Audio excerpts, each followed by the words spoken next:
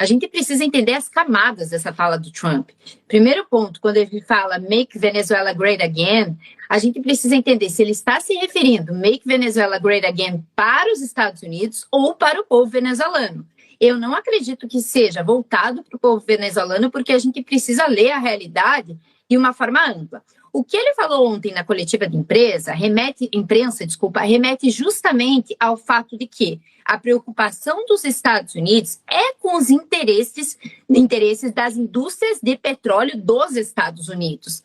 A gente precisa lembrar que 20 anos antes da posse do Hugo Chávez, a gente teve o começo da estatização das indústrias de petróleo e da concessão justamente da exploração desse petróleo. Veio o governo de Hugo Chávez e o governo de Maduro e implementou-se ainda mais essa estatização. Então, o interesse dos Estados Unidos aqui repousa especificamente na exploração do petróleo. E quando a gente fala Make Venezuela Great Again, a gente pensa justamente em ser a Venezuela esse ponto central de exploração de petróleo para as empresas dos Estados Unidos. Lembrando sempre, Vitor, né, obviamente, que a Venezuela possui 49 das reservas mundiais de petróleo. A Venezuela possui mais petróleo do que a Arábia Saudita. O problema é, obviamente, o tipo de refino que se faz na Venezuela e a precariedade que está hoje essa indústria que faz justamente essa exploração. Então, eu não acredito, ante a fala do Trump e ante a falta de um plano, que é justamente governar os Estados Unidos, o que já é uma assincronia, os Estados Unidos governando o povo venezuelano, para fazer a Venezuela propriamente dita grande para ela própria ou para o seu povo.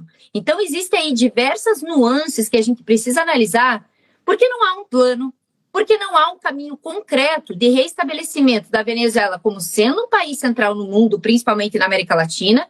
E o segundo ponto, não há também uma estrutura de pensamento de políticas públicas para tirar a Venezuela, o povo venezuelano, dessa lástima, dessa vulnerabilidade que ele se encontra nesses últimos anos por conta, em consequência, inclusive, do governo de Maduro.